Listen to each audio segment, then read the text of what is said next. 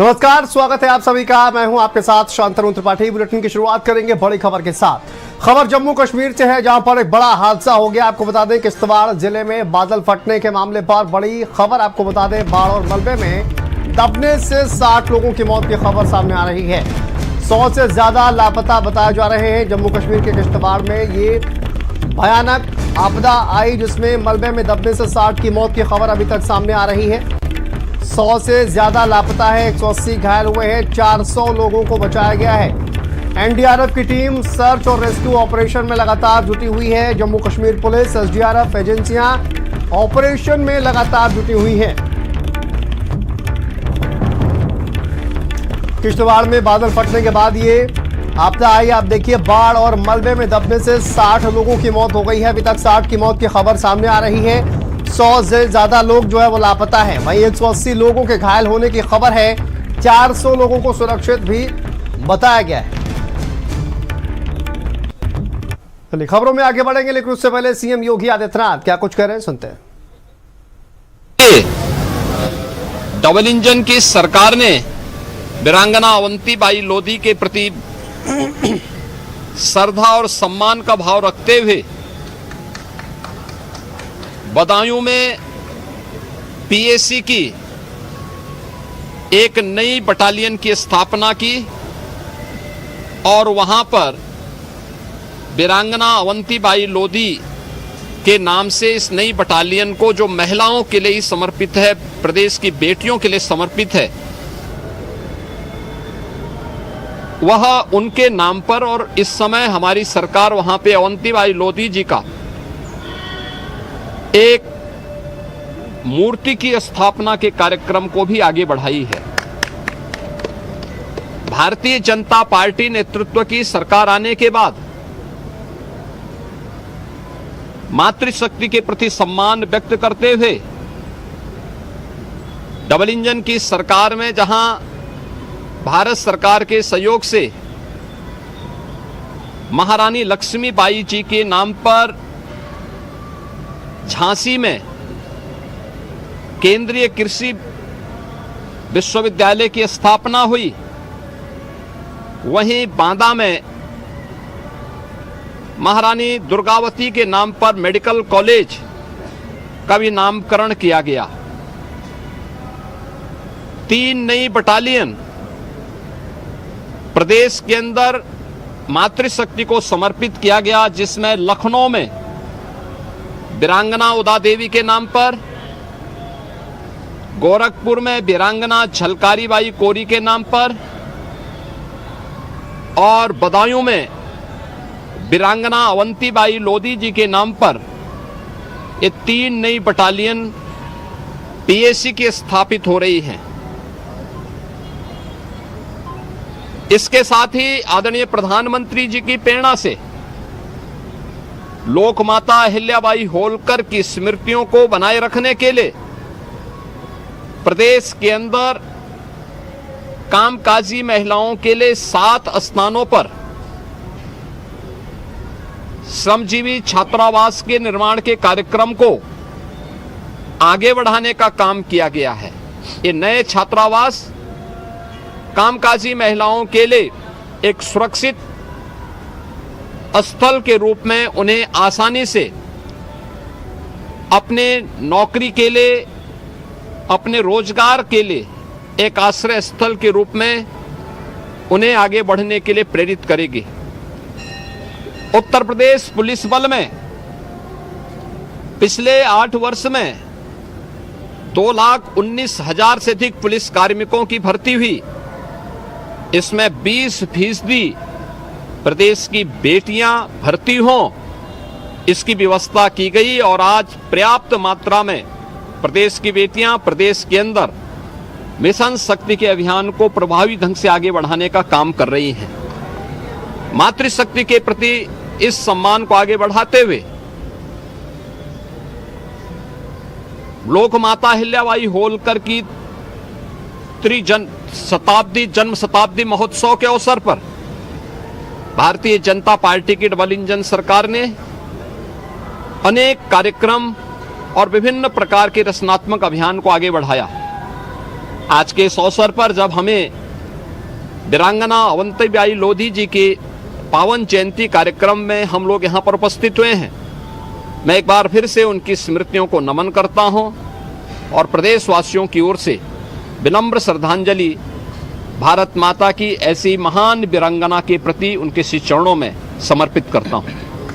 भारत माता की भारत माता की। तो देखिए, सीएम योगी आदित्यनाथ पहले पूर्व प्रधानमंत्री अटल बिहारी वाजपेयी की पुण्यतिथि कार्यक्रम में शामिल हुए और उसके बाद अवंतीबाई लोधी उनका जयंती कार्यक्रम जहां पर पहुंचे हुए थे सीएम योगी आदित्यनाथ। उनका संबोधन आपने सुना। वीरांगना महारानी अवंतीबाई लोधी की जयंती का ये कार्यक्रम जहां पर सीएम योगी आदित्यनाथ पहुंचे हुए थे और उन्होंने नमन किया, साथ ही उनका संबोधन भी आपने सुना।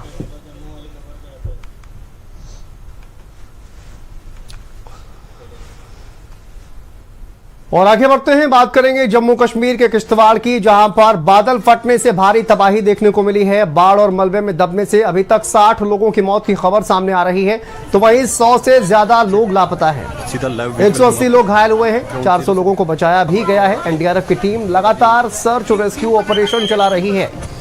इसके साथ साथ आपको बता दें, जम्मू कश्मीर पुलिस, एसडीआरएफ एजेंसियां तमाम मैसेज ऑपरेशन में लगी हुई हैं और इस पूरी तबाही की जो तस्वीरें हैं, जो मंजर है, वो आप देख पा रहे हैं। यहाँ किश्तवाड़ में बादल फटने से हाहाकार मचा हुआ है और लगातार रेस्क्यू यहाँ पर चल रहा है।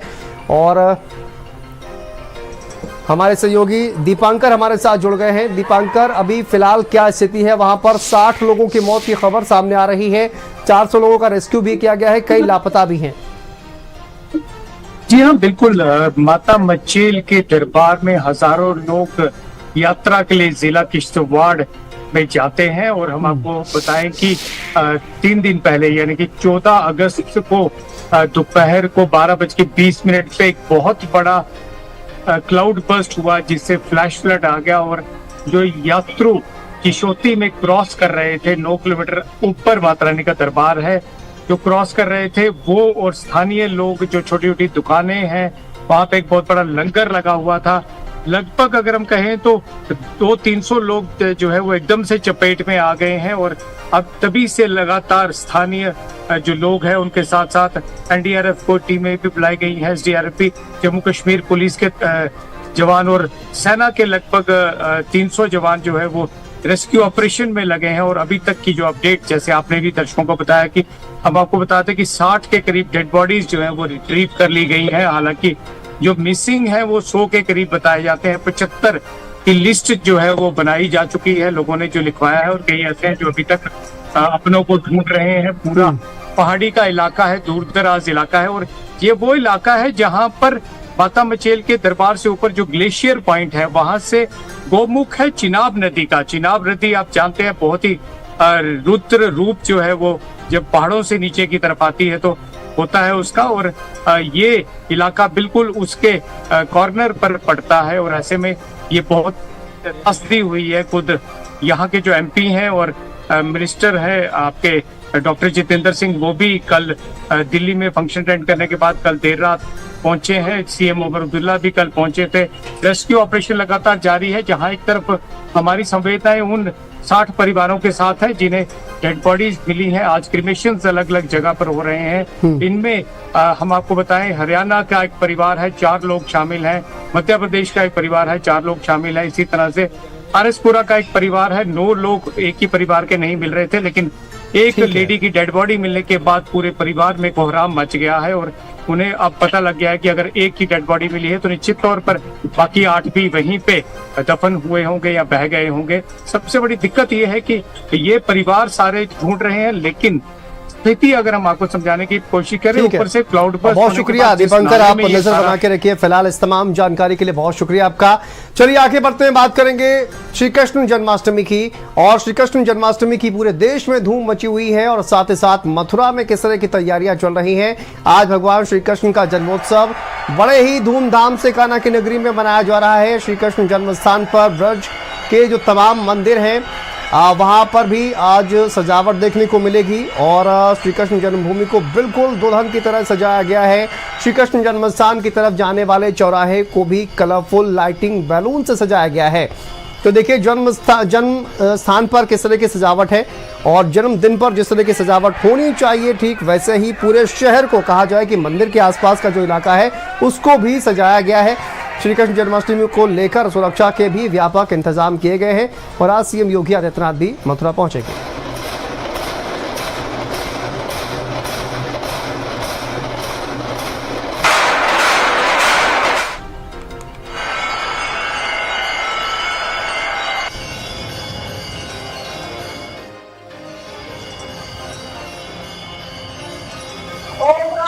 कृष्ण जन्माष्टमी को लेकर मथुरा में धूम मची है। आज रात्रि 12 बजे भगवान श्री कृष्ण का जन्म होगा और मैं समय मौजूद हूँ, श्री कृष्ण जन्म स्थान पर मौजूद हूँ। आप देख सकते हैं यहाँ पर श्रद्धालुओं का सैलाब उमड़ रहा है। हर कोई कान्हा के जन्म का साक्षी बनने के लिए श्री कृष्ण जन्म स्थान पहुंच रहा है। देश विदेश से श्रद्धालु यहाँ पहुंच रहे हैं। आप देख सकते हैं किस तरीके से श्रद्धालुओं का सैलाब यहाँ उमड़ रहा है। सुरक्षा व्यवस्था की बात की जाए तो सबसे जगह पर पुलिस को तैनात किया गया है। आप देख सकते हैं हर व्यक्ति की यहाँ पर सघन चेकिंग हो रही है। उसी के बाद श्री कृष्ण जन्म स्थान में उस व्यक्ति का प्रवेश हो रहा है। सुरक्षा व्यवस्था के पुख्ता इंतजाम है। मथुरा से भारत समाचार के लिए गौरव चौधरी।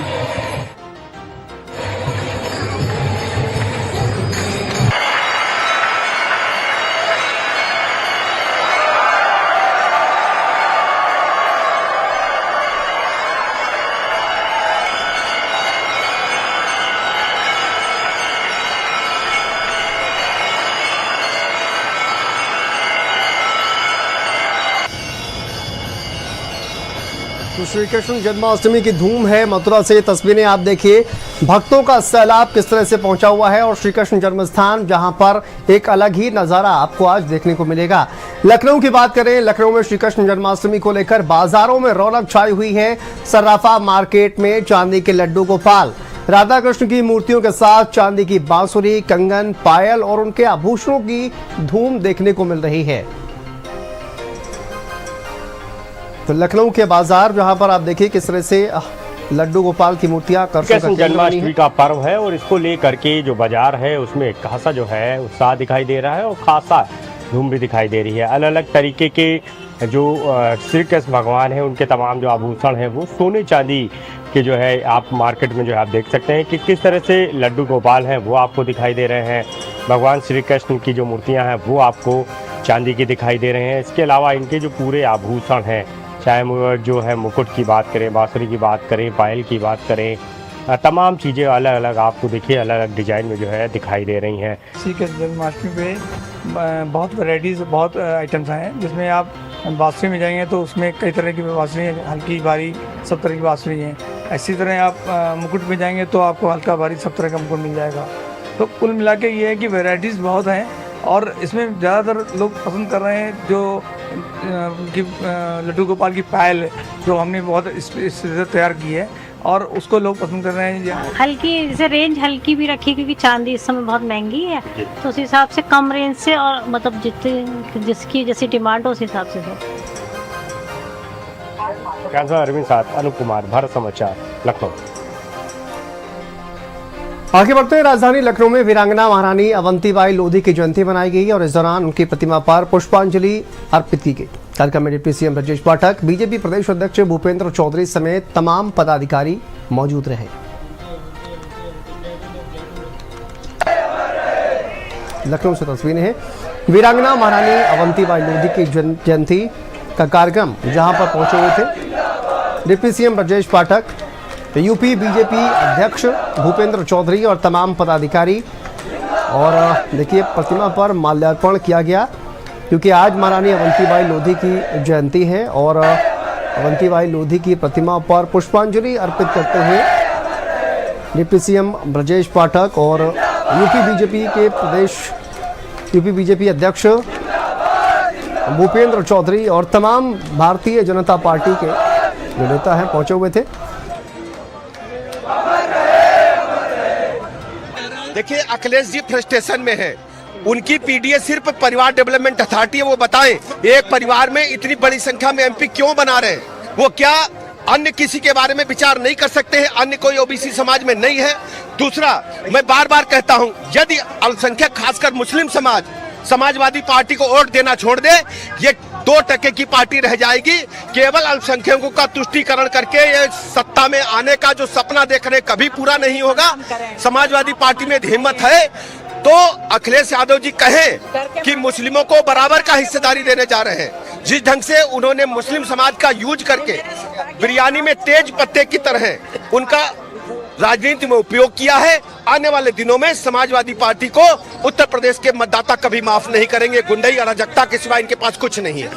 महारानी अवंतीबाई लोधी जी ने देश के स्वतंत्रता संग्राम में, जो हमारा पहला स्वतंत्रता संग्राम 1857 में हुआ था, उसमें अंग्रेजों का जम करके मुकाबला किया और उस स्वतंत्रता संग्राम में पहली वीरगति को प्राप्त होने वाली वो महिला थी जिन्होंने देश के सामने एक आदर्श रखा और निश्चित रूप से जिस प्रकार से उन्होंने अपने राज्य की शासन व्यवस्था संभाली और पूरी ताकत के साथ डटकर अंग्रेजों का मुकाबला किया, उनका जीवन हम सबको प्रेरणा देता है और कहीं ना कहीं महिला सशक्तिकरण का जो हमारे समाज में प्रथा है वो उसको प्रदर्शित करती है।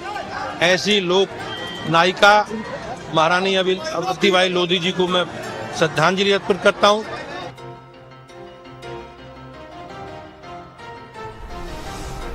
तो लखनऊ से तस्वीरें हैं। महारानी अवंतीबाई की प्रतिमा पर पुष्पांजलि अर्पित की गई है डिप्टी सीएम ब्रजेश पाठक और यूपी बीजेपी अध्यक्ष भूपेंद्र चौधरी के द्वारा। लखनऊ से खबर है, बीजेपी प्रत्याशियों के चयन के लिए एक पैनल बनाया जाएगा। सर्वे रिपोर्ट के बाद 3 संभावित नाम भेजे जाएंगे। ये बड़ी खबर आपको बता दें, जिला अध्यक्ष, जिला प्रभारी और सांसद नाम भेजेंगे। बीजेपी प्रत्याशियों के चयन के लिए एक पैनल का यहां पर गठन किया जाएगा और सर्वे रिपोर्ट भेजे जाने के बाद 3 संभावित नाम भेजे जाएंगे। जिला अध्यक्ष, जिला प्रभारी और सांसद भेजेंगे। क्षेत्रीय अध्यक्ष भी प्रत्याशी का पैनल तैयार करेंगे। जातीय संतुलन देखते हुए प्रत्याशी तय किए जाएंगे।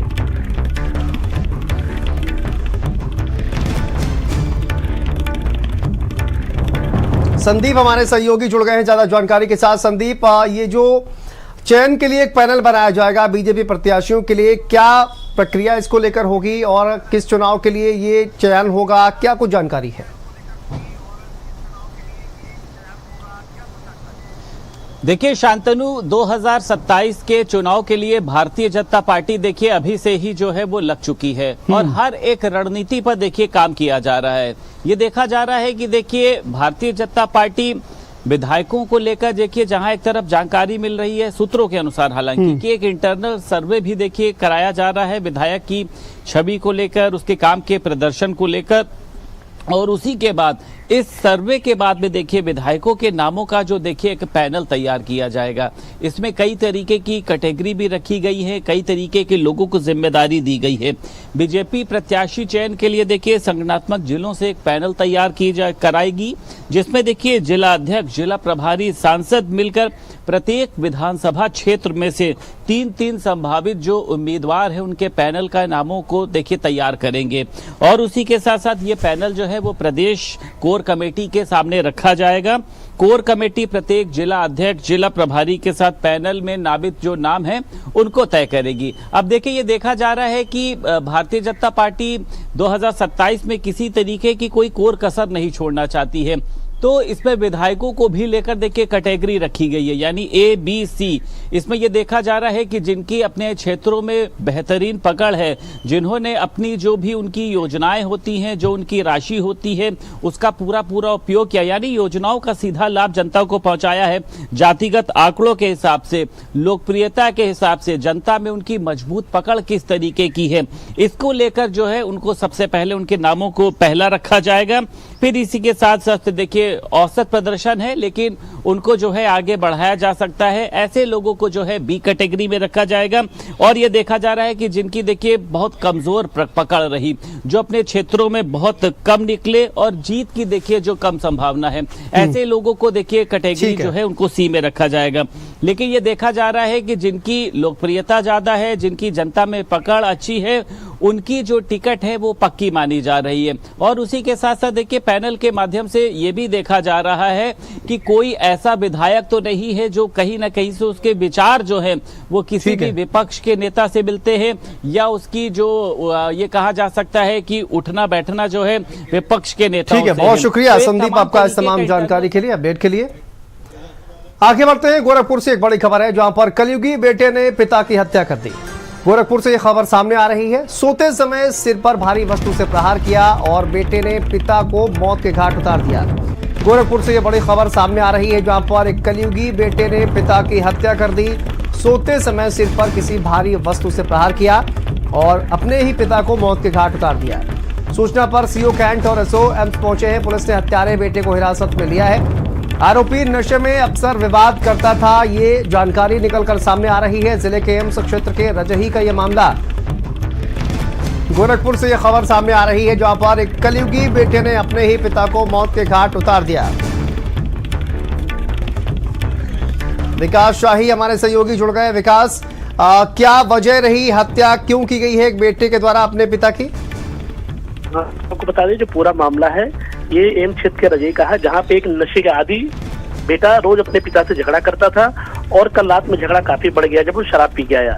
उसके बाद जब पिता सोने लगा तो भारी वस्तु से प्रहार कर उसकी हत्या कर दी, जिससे हड़कंप मच गया। सूचना पे पहुंचे सीओ और एसओ एम्स ने तत्परता दिखाते हुए आरोपी को हिरासत में ले लिया, जो प्रथम दृष्टया मामला आया है और नशे में विवाद का है, जिसके कारण कलयुगी बेटे ने अपने पिता की हत्या की। जी ठीक है, बहुत शुक्रिया विकास आपका जानकारी अपडेट के लिए। चलिए यहाँ पर रुकते हैं छोटे से ब्रेक के लिए। खबरों का सिलसिला लगातार जारी है। आप देख रहे हैं भारत का सर्वश्रेष्ठ न्यूज चैनल भारत समाचार।